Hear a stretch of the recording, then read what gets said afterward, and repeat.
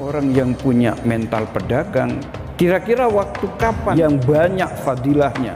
Dia tidak akan melewatkan waktu itu. Dia tinggalkan nikmatnya tidur, dia kejar maqamah mahmudah itu dengan sholat tahajud tenang. Dan trust itu modal untuk kesuksesan. Trust itu adalah modal untuk membangun kepercayaan. Dan ujungnya kalau sudah tertanam kepercayaan, gampang puas keangkuin aja orang. Dalam hal itu hakimnya yang begitu indah di dalam memutus perkara, akhirnya masuk Islam. Ada 3 faktor. Yang pertama min haitsul amkinah, yang kedua min haitsul azminah, yang ketiga min haitsul kaif.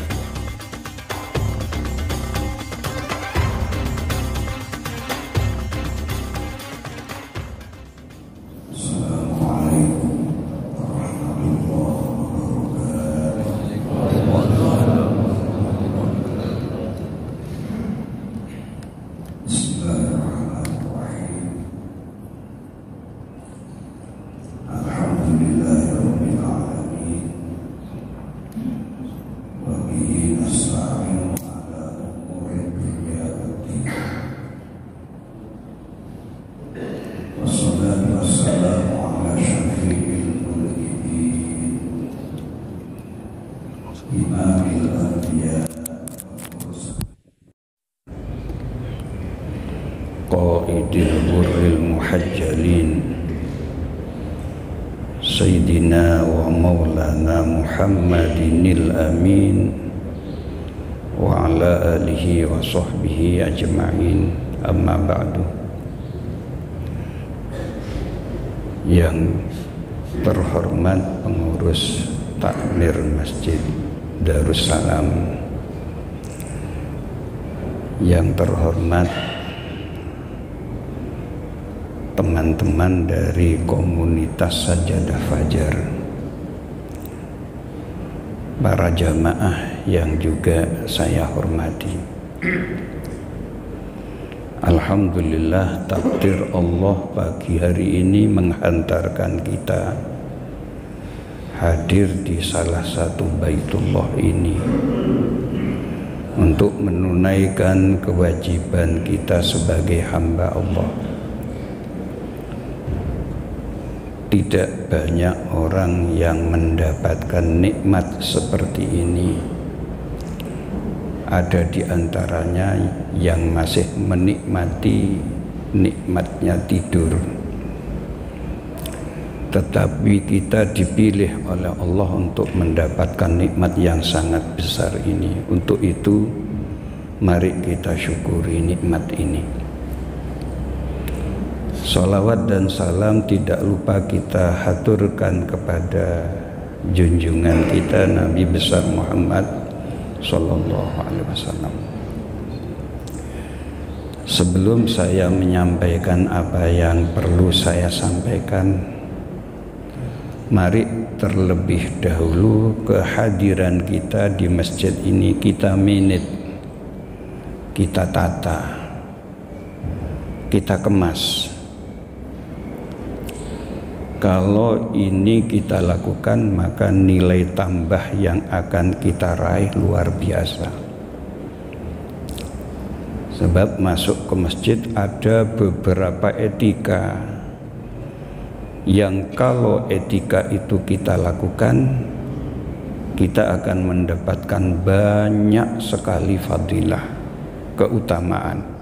Tentu saja banyak pahala yang akan kita raih. Ada pertama ketika kita masuk ke masjid, kita berdoa, Allahumma ftahli abwaaba rahmatik, ya Allah bukakan untukku pintu rahmatmu, karena di sini ini penuh rahmat. Rahmat Allah itu banyak sekali di Baitullah ini. Kemudian sebelum kita duduk, maka ada etika berikutnya, yakni kita menghormati rumah Allah ini dengan sholat tahiyatul masjid. Satu-satunya tempat yang perlu kita hormat ketika kita masuk ke tempat itu adalah masjid. Usolli sunnat tahiyatul masjid dan seterusnya. Tidak ada usolli sunnatal pasari, tidak ada. Bahkan usolli sunnatal langgeri juga tidak ada. Yang ada cuma usolli sunnatat tahiyatul masjid. Kalau itu sudah kita lakukan, berikutnya selama kita ada di masjid ini, tanamkan di dalam hati kita niat iktikaf.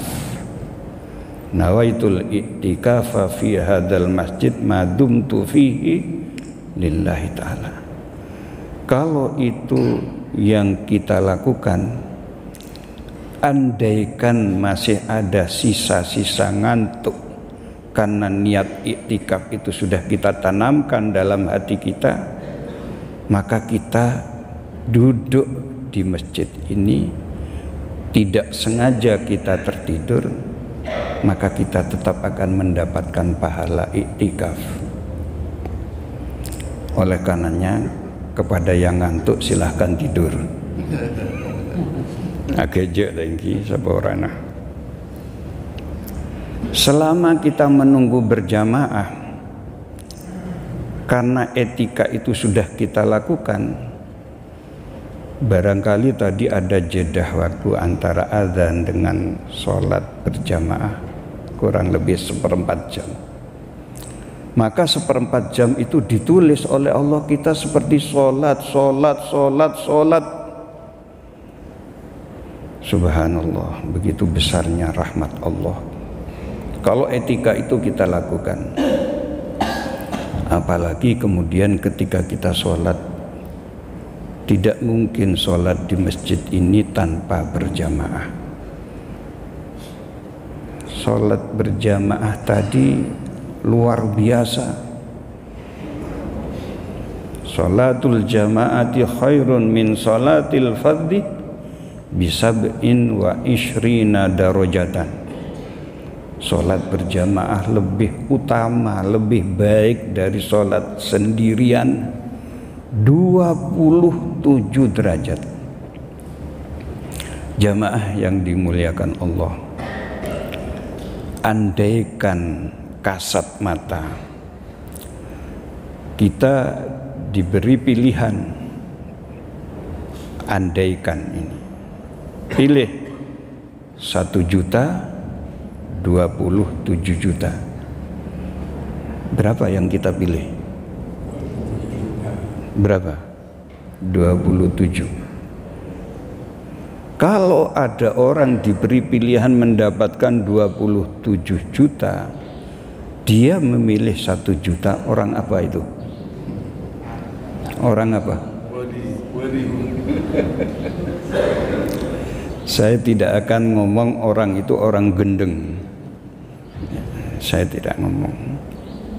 Tapi seperti itulah fadilah, keutamaan, nilai tambah ketika kita hadir di masjid ini. Ketika etika itu kita lakukan. Dan ketika nanti kita turun dari masjid, kalau kita masuk, kita minta dibukakan pintu rahmat. Ketika keluar dari masjid, fadl Allah ada di mana-mana. Maka ada etika. Allahumma aftahli abwaaba fadlik. Ya Allah, bukakan pintu fadl untukku. Yang akan ke kantor silahkan cari fadl di kantor nanti. Yang akan ke pasar silahkan cari fadl di pasar.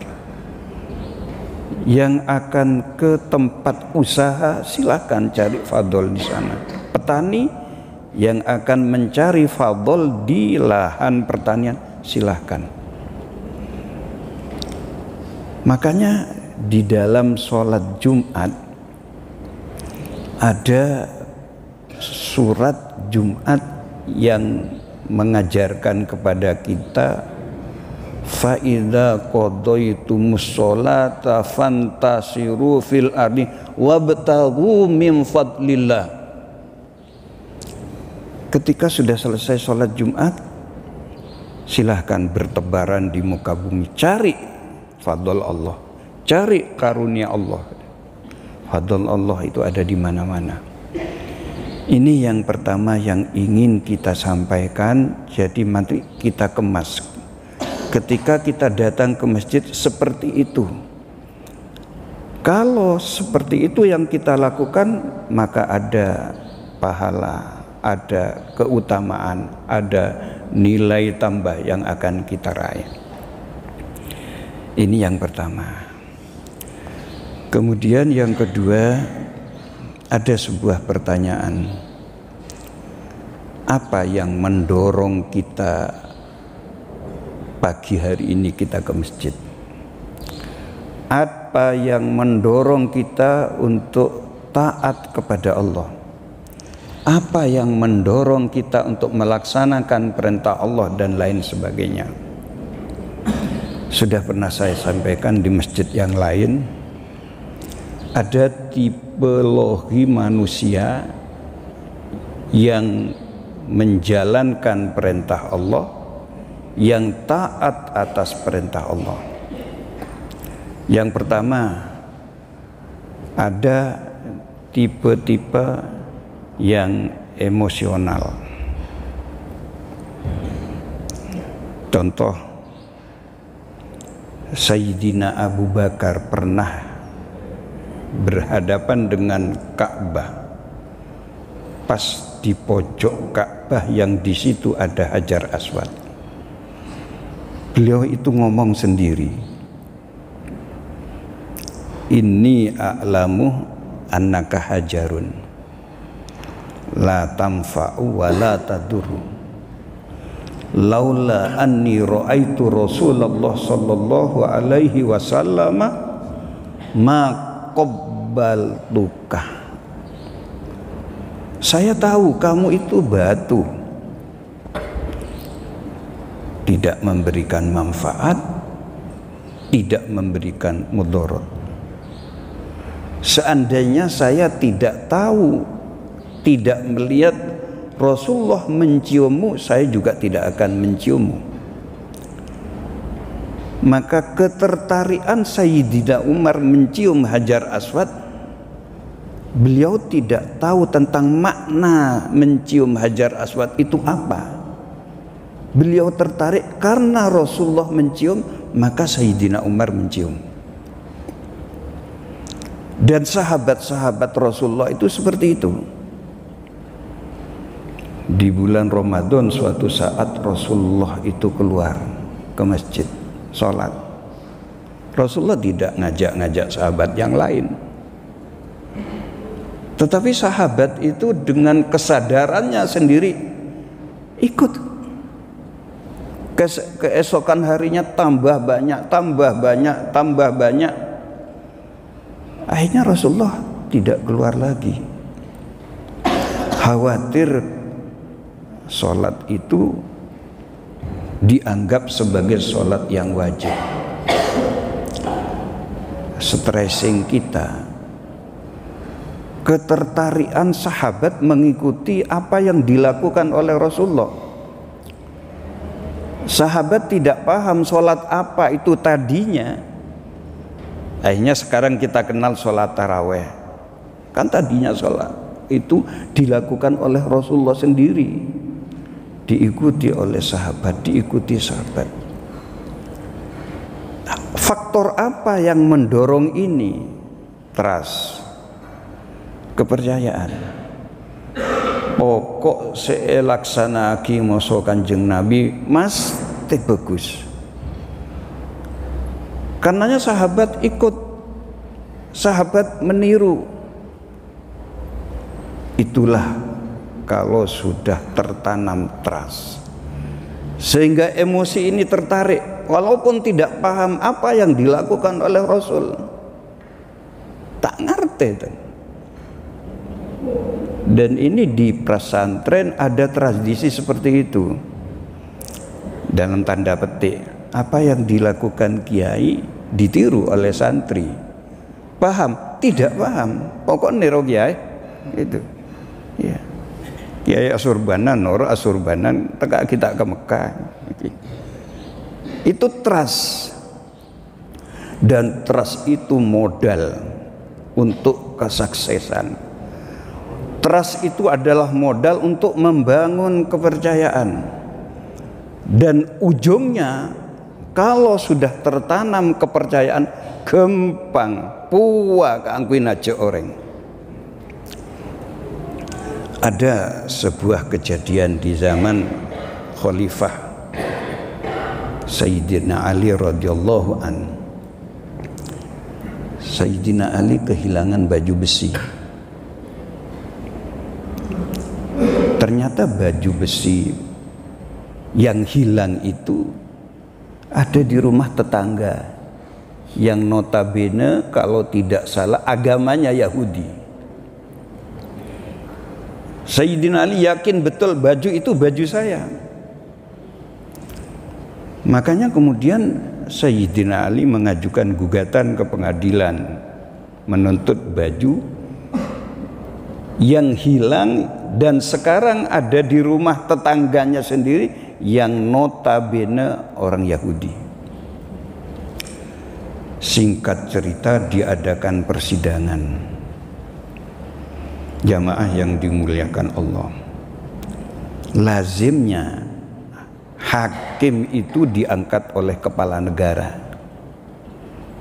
Mohon maaf, saya dulu pernah di lembaga peradilan. SK saya dari Pak Jokowi, SK saya, dan SK pemberhentian saya juga dari Pak Jokowi Juni 2020 kemarin. Jadi kenangan Pak Jokowi compo aroba aki SK. Nah, Sayyidina Ali khalifah, lazimnya sebagai seorang khalifah beliau yang mengangkat hakim. Apa yang terjadi ketika diajukan ke pengadilan? Pihak lawan, dalam hal ini orang Yahudi yang mengambil baju Sayyidina Ali, baju besi, dia ingkar, tak ngakoh. Sementara Sayyidina Ali tidak punya bukti. Apa yang terjadi? Hakim memutus Sayyidina Ali kalah. Jokowi kalah.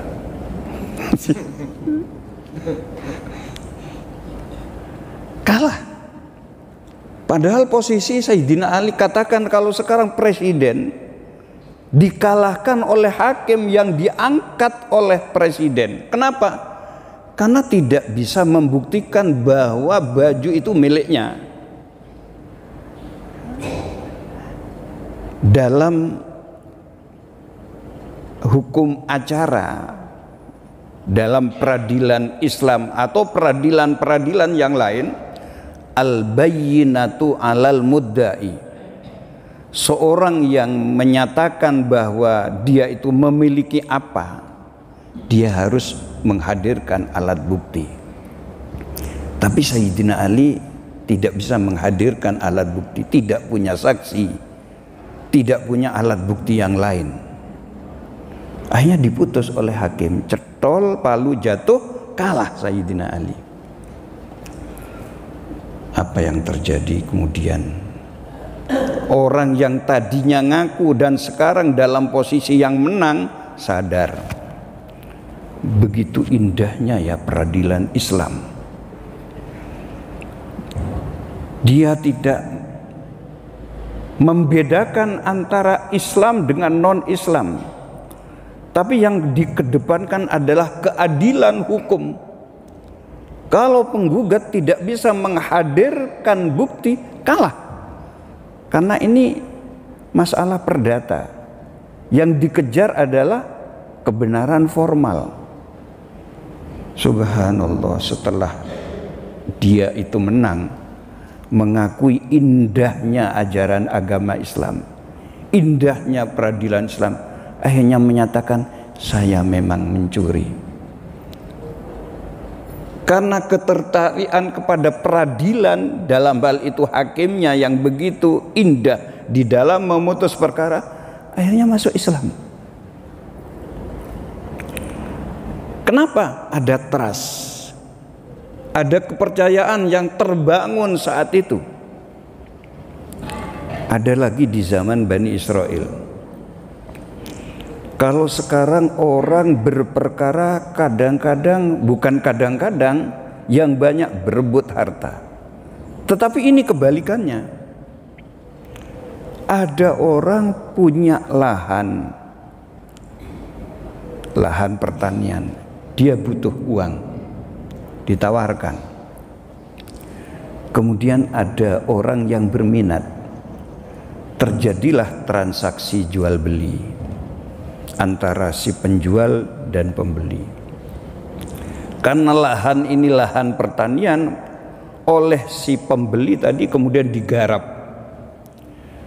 Qadarullah, mungkin kalau bahasa kita di Sumeneb, setelah elandu dibajak, ada emas di bawah,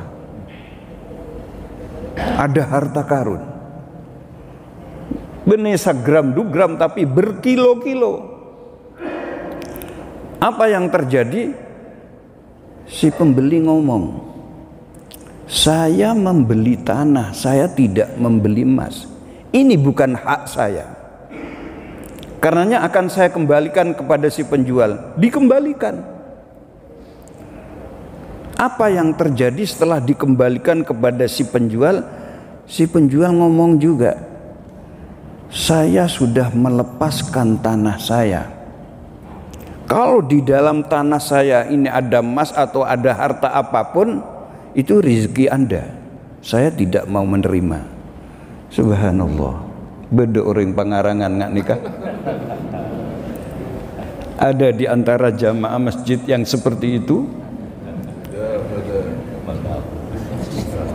Yang membeli dia mendapatkan emas tidak tersangka, tidak terkira, berkilo-kilo. Dari tanah yang baru saja dibeli, dia merasa tidak berhak. Si penjual begitu, ini qadarullah, takdir Allah, sampean mendapatkan rezeki dari tanah yang sampean beli dari saya. Itu hak sampean. Tidak. Saya tidak membeli emas, saya membeli tanah. Yang menjual, saya sudah melepaskan tanah saya. Perkara itu lemas nih kebedemas bedenam rezekina sampean nolak. Acak gig aparkara ka hakim. Cuk saking hakim bangarangan. Tak usah perkara. Sampai di depan hakim, hakim tanya, ada apa ini? Begini Pak Hakim, saya punya lahan, kata penjual. Saya butuh uang, makanya saya jual. Oh begitu. Terus apa yang terjadi? Nah, ketika lahan ini dibajak, digarap, ternyata ada emas. Nah, ini mau dikembalikan kepada saya. Saya kan sudah melepas. Saya nggak mau. Oh, gitu. Betul pembeli seperti, iya. Kenapa kamu tidak mau? Saya kan membeli tanah untuk lahan pertanian. Saya tidak membeli emas. Karenanya ini bukan hak saya. Makanya saya tidak mau menerima. Oh begitu. Hakim dengan bijaksana tidak usah membuka kitab undang-undang hukum perdata, tidak membuka kitab undang-undang hukum dagang, tidak. Cuma tanya begini hakim, pembeli, kamu punya anak? Punya Pak Hakim. Umur berapa? Oh lanceng pun Pak Hakim. Lanceng. Ya, penjual punya anak? Punya. Parobah perempuan Pak Hakim. Umur berapa? Raben pun Pak Hakim. Pembeli punya anak laki-laki, penjual punya anak perempuan. Bagaimana? Tak usah tukaran. Anak sampian, mosok anak sampian pakabin nikah kebai pendena. cetol putusan hakim geger, palu hakim geger, gimana? Narema kakabi, tidak ada yang banding. Pembeli puas, penjual puas karena hakimnya bijak. Karena apa di situ? Trust. Coba semakin.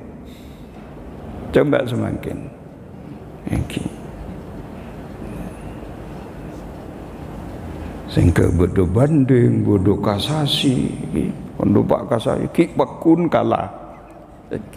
Kenapa? Tak bengal wani piro. Tak bengal wani piro. Ini peradilan di negara sana, ya, di negara. Ya. Ketika terbangun trust, maka mudah untuk mengajak orang itu membangun satu ketaatan. Ini yang saya maksud faktor emosional. Ketika emosi ini sudah tertarik, gampang. Rasulullah sendiri sampai Sayyidatina Aisyah itu menegur Rasulullah. Rasulullah kalau tahajud ini sampai bengkak.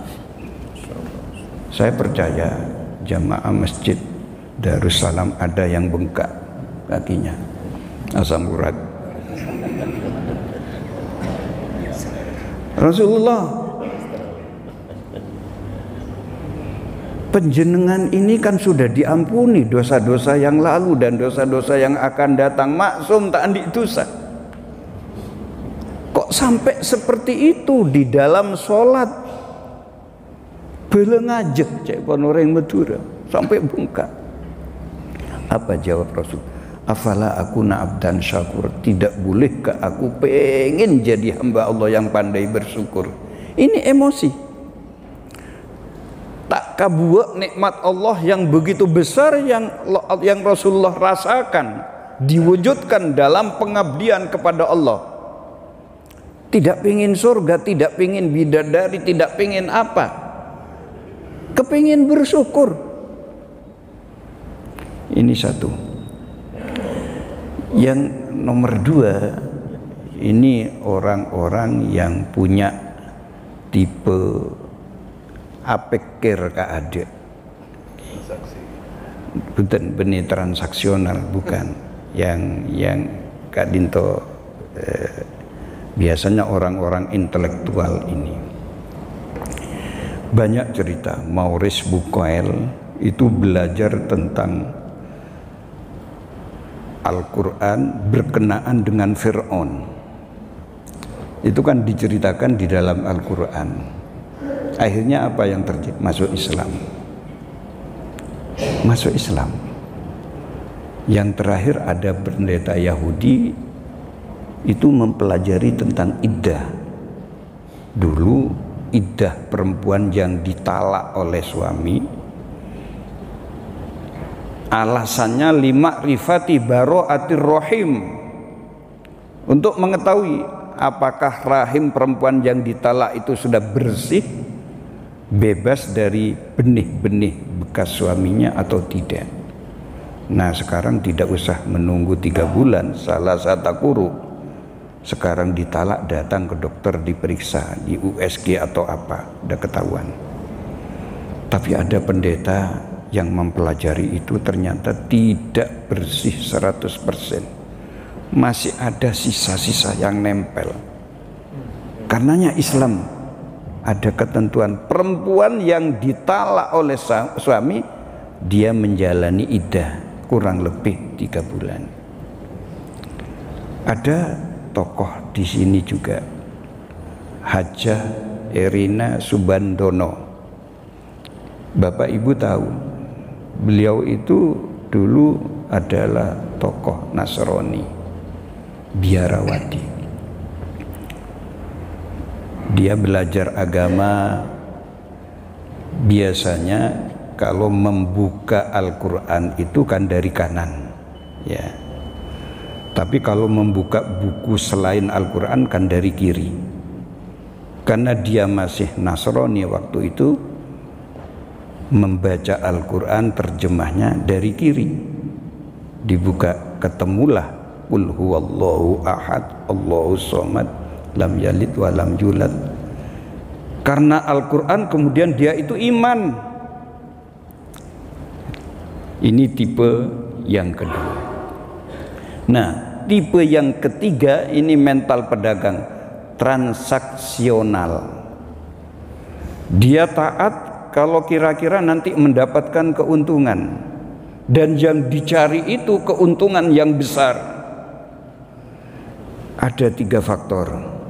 Yang pertama min haitsul amkinah, yang kedua min haitsul azminah, yang ketiga min haitsul kaifiyah. Yang pertama min haitsul amkinah. Kata Rasul, khairul biqa al masajid wa syarrul biqa al aswaq. Tempat terbaik adalah masjid. Tempat yang paling tidak baik, mohon maaf, mall. Ada ibu-ibu di sini? Ada? Tidak ada ya? Pertanyaannya, ibu-ibu kerasan di masjid apa di mall? Ya termasuk kita-kita ini. Pernaan iqamah pasar masuk masjid. Antar masjid yang satu dengan yang lain itu beda. Sholat di Masjid Nabawi, sholatun fi masjidi hadza afdalu min alfi sholatin fi ma siwa illal masjidil haram. Wa sholatun fil masjidil haram afdalu min mi'ati alfi sholatin fi ma siwa au kama qala. Sholat di masjidku ini di Madinah 1 kali lebih baik dari sholat di masjid lain 1000 kali, kecuali Masjidil Haram. Kalau di Masjidil Haram 1 kali lebih baik dari sholat 100.000 kali. Makanya banyak orang itu umroh. Saya tidak bisa menyalahkan. Kenapa? Di sana itu tempat ngecas iman. Bayangkan jam 2 orang itu sudah ramai berbondong-bondong ke masjid. Kenapa? Karena sinyalnya besar, setrumnya masih besar. Saya tanya, jam 2 jamaah masjid Darussalam itu sudah berangkat ke masjid ini kira-kira? Kol sana apa biasanya? Ya. Yang dikejar apa? Fadilah itu. Ini min haisul amkina. Ada min haisul azmina. Dari faktor waktu. 1 hari 1 malam ada 24 jam. Ada waktu yang utama. Kapan? Tengah malam. Wa minal laili fatahajjat bihi nafilatan lak asa ayyab'atsaka rabbuka maqaman mahmuda. Dikejar waktu itu. Kenapa? Ada oleh-oleh yang akan didapat. Apa? Maqaman mahmuda. Makanya orang yang punya mental pedagang, kira-kira waktu kapan yang banyak fadilahnya, dia tidak akan melewatkan waktu itu. Dia tinggalkan nikmatnya tidur, dia kejar maqaman mahmuda itu dengan sholat tahajud tengah malam. 1 minggu ada 7 hari. Ada hari-hari baik, ada hari-hari yang utama. Dan itu dilakukan oleh Rasulullah. Senin Kemis Rasulullah berpuasa. Kenapa? Hari itu hari di mana amal kita dihantarkan oleh malaikat. Ecabisaki maksudnya. Maka Rasulullah suka ketika amal itu dilaporkan dalam keadaan Rasulullah berpuasa. Dalam 1 bulan ada 3 hari yang oleh Rasulullah dilakukan apa? Ayyamul bid, berpuasa 13, 14, 15. Semuanya itu karena faktor waktu yang di situ adalah ada keutamaan. Orang yang punya jiwa transaksional dia akan ngejar waktu itu. dia akan mengejar puasa Arafah, dia akan mengejar puasa Muharram dan lain sebagainya. Ini dari faktor azmina. Ada yang terakhir min haitsul kaifiyah, cara beribadah. Sama-sama 2 rakaat, tapi perolehan pahalanya beda. Tadi sudah saya sampaikan, 2 rakaat berjamaah lebih utama dari 2 rakaat tidak berjamaah, dan begitu seterusnya. Karenanya kemudian ada istilah-istilah yang kita dengar, ada haji mabrur, ada makbul, ada mardud, ada puasa awam, puasa khos, ada puasa khawasil khawas. Itu karena kaifiyah di dalam kita menjalankan ibadah kepada Allah. Maka orang yang punya jiwa transaksional, jiwa pedagang, akan dikejar keutamaan-keutamaan lewat waktu, juga lewat tempat, lewat cara beribadah. Mudah-mudahan kita termasuk orang yang mencari ini. Jadi ini yang bisa disampaikan pada kesempatan ini. Kurang lebihnya mohon maaf, mudah-mudahan ada manfaatnya. Assalamualaikum warahmatullahi wabarakatuh. Terima kasih Pak Kiai. Inilah tadi kalau bersamaan kita sama jemaah yang alhamdulillah. Kalau subuh ini luar biasa kalau kita bisa. Tetapi yakinlah bahwa kami ke pindah-pindah masjid ini dalam rangka yang seperti ini. Kita berdoa dan bermimpi sepeninggal kita mungkin. Kapan tak tahu nanti Islam akan jaya kembali. Tetap subuhnya sudah sama dengan sholat Jumat. Amin. Amin. Amin.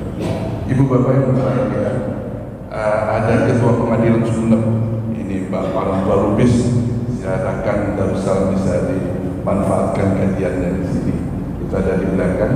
Kalau ada di depan ini Pak Palang Lubis. Anak yatimnya ada di mana? Silakan. Ya mas, tidak menjual anak yatim.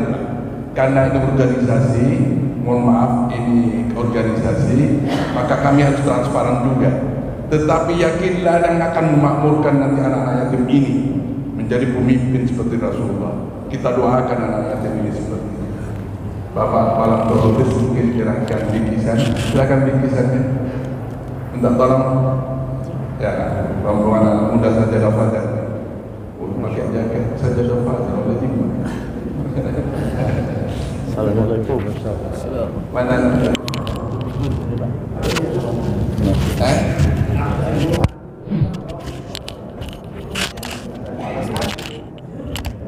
Mana? Mantan.